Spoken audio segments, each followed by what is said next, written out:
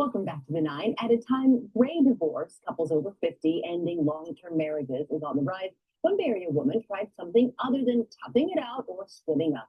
Leah Fisher was 60 when she launched a year-long solo travel adventure to see the world on her own.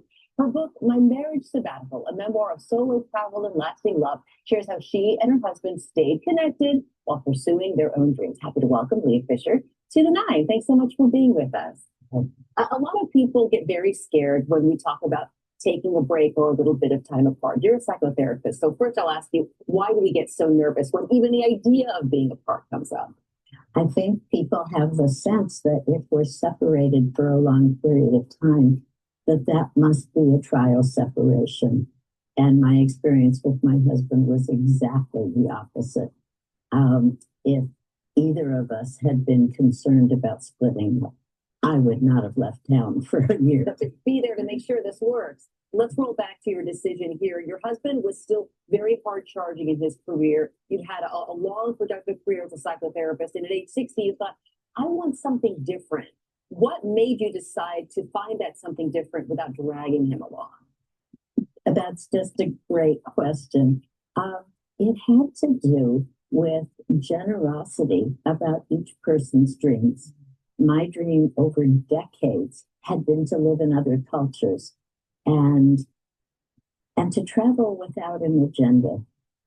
And much as my husband liked the idea, his priority was to continue with a career that was very satisfying to him. And so on your travels, you met a shaman in the Amazon, you experienced a massive earthquake, you ran into a Colombian drug runner. I mean, these are things that you can't, plan and schedule out. So I imagine it was a fulfilling trip in the sense that you got to see the world. It was an exciting trip. And in some ways, even though I was traveling on my own, it was less lonely than life at home. So anyway, it was a wonderful adventure.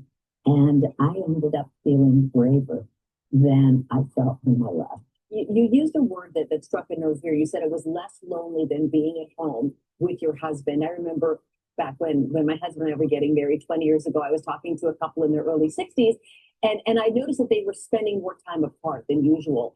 And my husband and I were in this, I want to go everywhere with you and do everything together, and I said to this older couple, I'm worried that you're not spending all your time together. And they said, it's okay. Things change. Now, 20 years later, I see how that's true.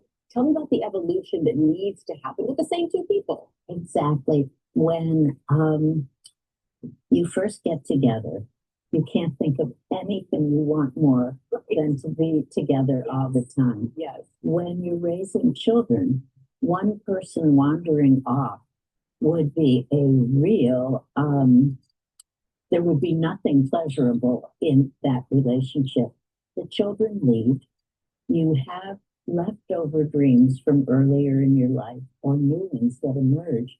And with a respectful negotiation, marital negotiation sounds very businesslike, but in fact, to do it skillfully means each person gets to identify what matters most, what their priorities are, and to honor those dreams without it in any way being a rejection of your partner. I want to add one more thing. It wasn't, I'm going away for a year, catch you later. My husband came, I traveled in 4-month segments.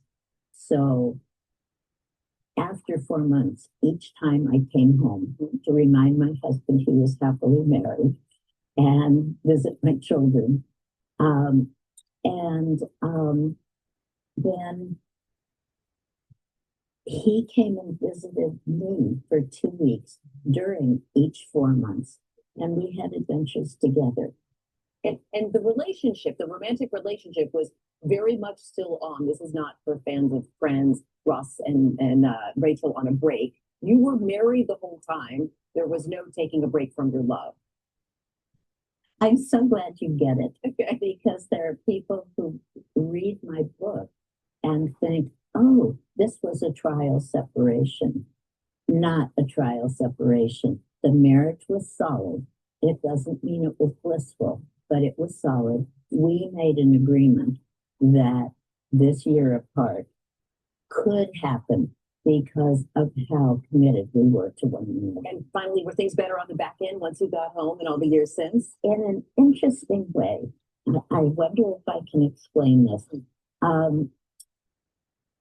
We knew how to be close, but we didn't know how to be separate while staying close. And for partners who can be satisfied on their own and satisfied with their partner, there's a lot of strength to that. And we each, my husband at home, didn't have somebody making dinner, and I didn't have somebody always having my back. Right.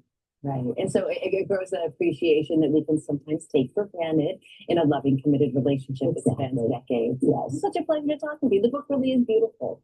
It really, really is. It's called My Marriage Sabbatical. Leah Fisher, thank you for joining us. My pleasure. Thanks for taking the shortest of all breaks here on the 9. We'll be back.